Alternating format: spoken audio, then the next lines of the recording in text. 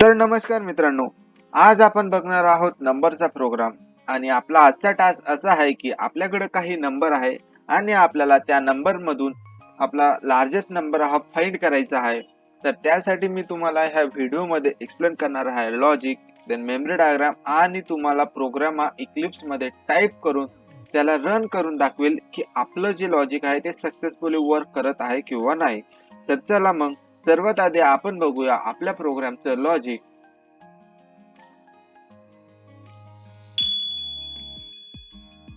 तर logic explain करण्याआधी तुम्हा सर्वांना माझा मानाचा रामराम.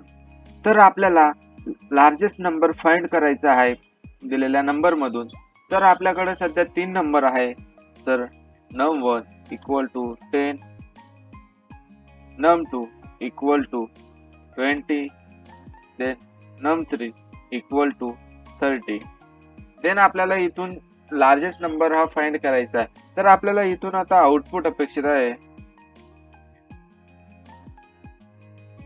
30, बिकॉज हा लार्जेस्ट नंबर आहे. तर आता आपण लॉजिक बद्दल जर थोडं विचार केलं तर आपण टर्नरी ऑपरेटरची हेल्प घेऊन आपला जो लार्जेस्ट नंबर आहे तो आपण फाइंड करू शकतो. तर सर्वात आधी मला num1 आणि num2 हे चेक करावे लागतील. तर num1 हा num2 पेक्षा मोठा आहे का? जर असेल तर num1 ला आपण स्टोअर करू, आणि जर कंडिशन ही फॉल्स असेल तर num2 ला आपण स्टोअर करू, आणि हा जो रिझल्ट येईल तो आपल्याला एका कंटेनर मध्ये स्टोअर करावा लागेल. तर temp equal to, then temp मध्ये आपला रिझल्ट स्टोअर होईल num1 मोठा आहे किंवा num2. देन जो काही रिझल्ट येईल त्याला आपल्याला num3 सोबत चेक करावं लागेल. तर पुन्हा आपण टर्नरी ऑपरेटर यूज करू. तर num3 हा temp पेक्षा मोठा आहे का? जर असेल तर आपण num3 ला स्टोअर करू,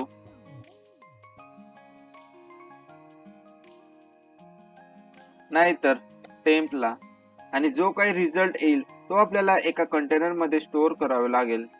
तर रिझल्ट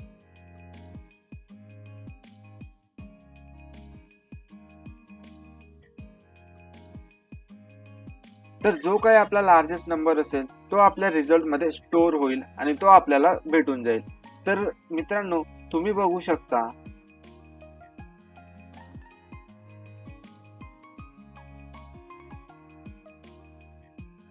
हे आहे आपल्या प्रोग्रामचं लॉजिक. आता ह्या लॉजिकच्या हेल्पने आपण आपला प्रोग्राम हा इक्लिप्स मध्ये टाइप करून त्याला रन करून चेक करूया की आपलं जे लॉजिक आहे ते सक्सेसफुली वर्क करत आहे किंवा नाही.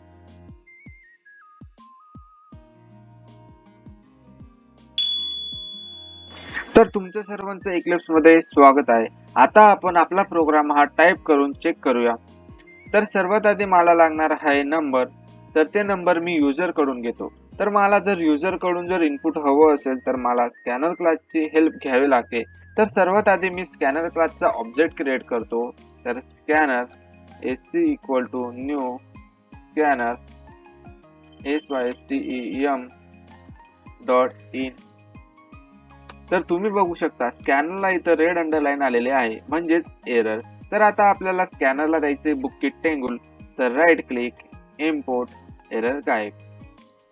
देन मेसेज प्रिंट करण्यासाठी syso म्हणजेच system dot out dot println. Enter number first. Then जो काही नंबर येईल त्याला आपल्याला एका कंटेनर मध्ये स्टोअर करावं लागेल. तर integer num1 equal to sc dot. Then second number साठी ही सेम प्रोसेस आपल्याला फॉलो करावं लागेल. तर मेसेज साठी syso म्हणजे system dot out dot println. Enter number.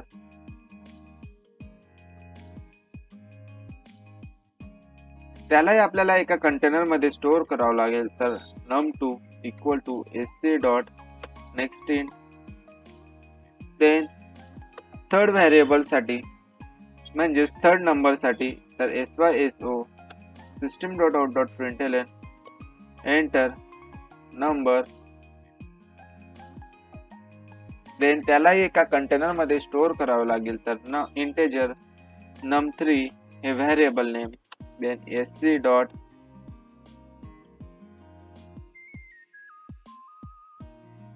Then आता आपल्याला लिहावं लागेल लॉजिक.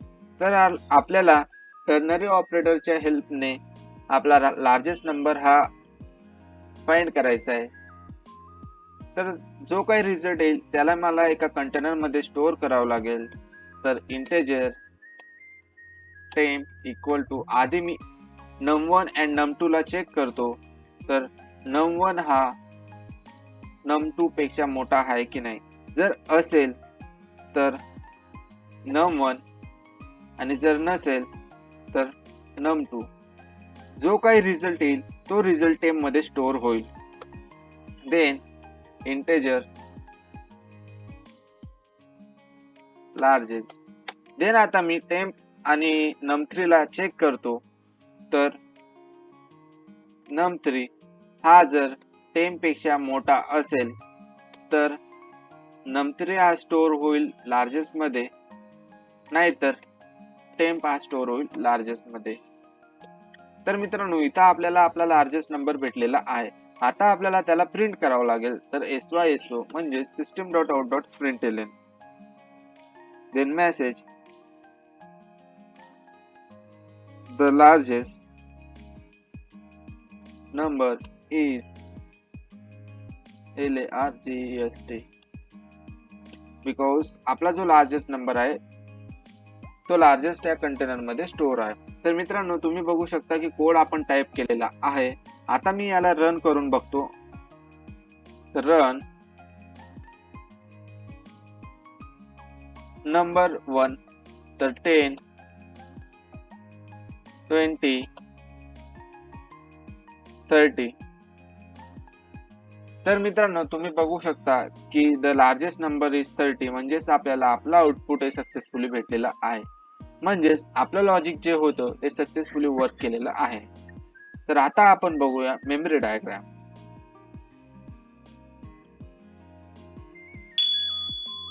तर मित्रांनो, आता आपण बघणार आहोत आपल्या व्हिडिओची लास्ट स्टेप, ती म्हणजे मेमरी डायग्राम. तर जेव्हाही आपण आपला प्रोग्राम हा रन करतो तेव्हा स्टॅक फ्रेम मध्ये स्टॅक क्रिएट होते आणि सर्वात आधी मेन याचा स्टॅक क्रिएट होत असतो.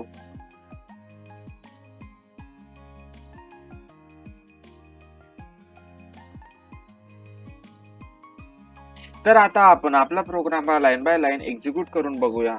तर सर्वात आधी num1, तर num1 साठी एक कंटेनर क्रिएट होईल. त्याचा बेस ऍड्रेस सपोज असेल 100, त्यामध्ये स्टोअर होईल num1 equal to 10. Then num2 साठी ही एक कंटेनर क्रिएट होईल. त्याचा बेस ऍड्रेस सपोज असेल 200,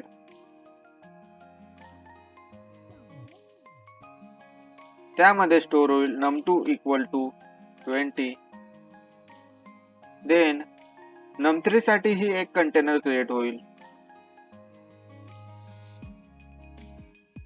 याचा बेस ऍड्रेस सपोज असेल 300, त्यामध्ये स्टोअर होईल. देन आता कंडिशन चेक होईल. तर इथं आपण टर्नरी ऑपरेटर यूज केलेला आहे. तर टर्नरी ऑपरेटर मध्ये पहिला पार्ट असतो तो कंडिशनचा, देन सेकंड पार्ट असतो तो म्हणजे जर आपली कंडिशन ट्रू असेल तर तो, आणि थर्ड पार्ट असतो जर आपली कंडिशन फॉल्स असेल तर त्याला आपण थर्ड पार्ट मध्ये स्टोअर करतो, म्हणजेच आपण थर्ड पार्ट मध्ये टास्क परफॉर्म करतो. तर आता तुम्ही बघू शकता मित्रांनो, तर इथं num1 आपल्याकडे आहे 10, तर आणि num2 आहे आपल्याकडे 20. तर इथं कंडिशन ही फॉल्स आहे, त्यामुळे num2 हा टेम्प मध्ये स्टोअर होईल. तर टेम्प साठी एक कंटेनर क्रिएट होईल मेन मध्ये.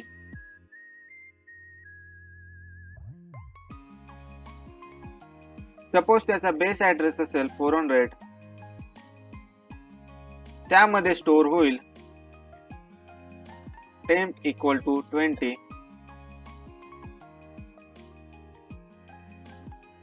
देन नेक्स्ट लाईनला हे आपण टर्नरी ऑपरेटर यूज केलेला आहे. तर आता आपल्याकडे आहे num3 आहे 30 आणि टेम्प आहे 20. तर इथं कंडिशन चेक होईल. तर इथं कंडिशन ही ट्रू आहे. तर आपला num3 हा स्टोअर होईल रिझल्ट मध्ये आणि रिझल्ट साठी ही एक कंटेनर क्रिएट होईल मेन मध्ये. याचा बेस ऍड्रेस सपोज असेल 500. त्यामध्ये स्टोअर होईल आपला रिझल्ट 30 आणि लास्टला आपण त्याला प्रिंट करून घेऊ.